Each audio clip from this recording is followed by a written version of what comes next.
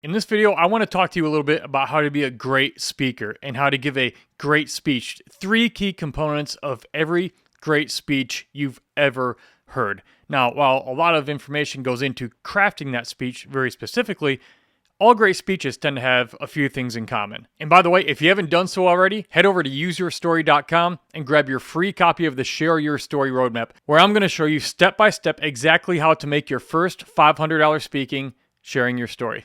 Go grab that at useyourstory.com. So there are 3 foundational key components to every great speech.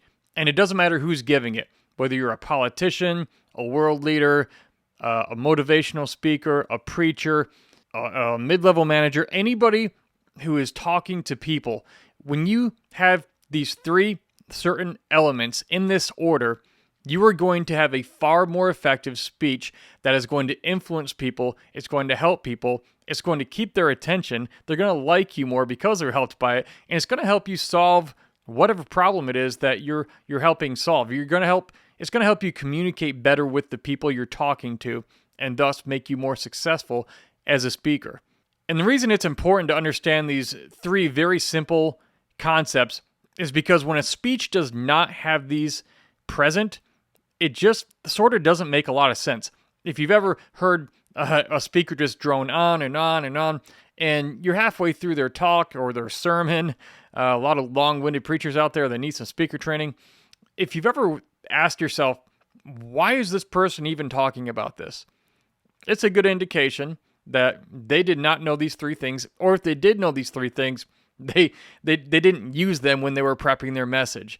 All right, and these are very simple. These are very elementary. I didn't even come up with this. This has been around a long time, so I'm repeating something else that has been taught for ages in public speaking, but it's important that you know it, and so I'm going to teach it to you right here.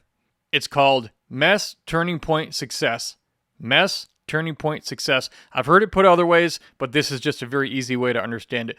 So the first thing you want to do is identify the mess you are helping people sort through. This is ideally, or in a lot of cases, the same mess or a very similar mess that you had in your life that you were able to work through. Because you see, every great speech almost always has to start with a problem, whether it's directly stated or through a story or with a quote that alludes to the problem. Every great speech more or less starts with the problem, because when you talk about people's problems, you have their full undivided attention. So think about what problem your speech solves. Do you help people to stop quitting? Or do you help them quit something that's maybe unhealthy? Do you help them be more resilient? That's what I've done. Because like people would want to give up. They were dealing with mental health issues, post-traumatic stress. In the case of many of my speeches, they were having relationship issues. They were having mental health problems. Maybe somebody can't get a girlfriend, whatever it is you talk about, you have to, in the very beginning, like the first third of your speech, you have to clearly identify the mess that you're going to help these people work through. The second foundational element is the turning point. This is basically you communicating the part of your story where you talk about not only what you just went through with the problem, but now you're going into the turning point. This is the thing that tells people you're relaying a part of your story or a lesson that changed everything. So in other words, you were dealing with this problem you've been talking about, but then everything changed. Well, what caused that change? What was it that allowed you to transform, sort of go from the problem you were having, and then you met this one person, or you learned this one lesson, or there was this one thing you heard somebody say, or somebody taught you how to do something, and therefore you were able to stop dealing with the problem, the mess, and this became your turning point. In my personal story, a good example of this, when I started speaking, I was talking on resilience. The problem was a lot of people were struggling in the military with PTSD after coming home from war. That's what I dealt with, but I learned some ways to deal with it. What was the turning point in my story, though? I was sitting here, I was just like everyone else, a lot of other people who were dealing with that in the military. The turning point was I met a guy who mentored me. He mentored me in life. He was a Vietnam veteran, and he not only mentored me in getting through the mental stuff, but he also mentored me in speaking. He's the one who got me into this. And that was a turning point because I was then able to use my story to help other people win their battles by just sharing what I had learned. And it was a big turning point for me because of the fact that when I was sharing my story, it was giving a sense of meaning to all the pain and suffering I'd been through. And so that was transformational for me. That was a turning point. So I was, going through this stuff, PTSD after coming home from war, just like the people I was talking to. The turning point was I met a mentor, a guy who understood me and a guy who had credibility because he had gone through this same sort of battle himself after coming home from Vietnam and was able to move on in life. So there was that problem, the mess, but then that was the turning point. So I want you to think about your life and your message.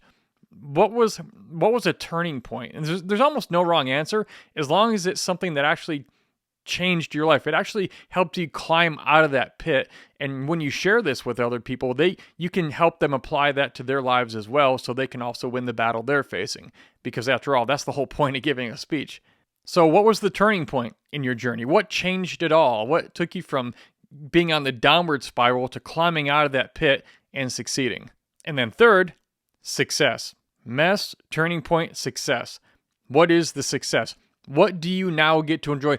Like, paint a mental picture. What does your life now look like specifically because you figured this out? And it's important to be very specific, because if you're talking to an audience of people just like you who want the same outcome you were able to get, you want to be talking about that because now you still have their attention because you're talking about how they can get that same outcome. Maybe if you're a salesperson, you tripled your sales in 6 months. That's a pretty specific outcome. Maybe you were able to save your marriage from falling apart after coming home from war. And now every day you and your spouse enjoy being together. Or maybe you enjoy being with your kids. Or if you're speaking on dating or something, you were able to attract more people than you actually planned. And now you are able to be in a relationship with the kind of person you really want to be in a relationship with. Or maybe you were able to start a profitable business because of what you learned, and now you get to enjoy this every day. You have time freedom. You're not trading your hours for dollars anymore, and maybe whatever it is that's the outcome that your audience ideally wants, that you can help them get because you got that. This is what we're talking about here. So I want you to think about this. As you structure your speech, these are 3 core components that are always in every speech. It's usually just the underlying foundation, but they're there. And this is major. This is macro. This is like from the skyscraper looking down at the road. This is the big picture view. Mess, turning point, success. Identify these 3 things as you put your message together, and you're going to have a strong foundation for a very influential and very impactful message. And make sure you click on the next video up here, because I'm going to show you a little more specifically how to create a speech people will love. So click that, and I'll see you there.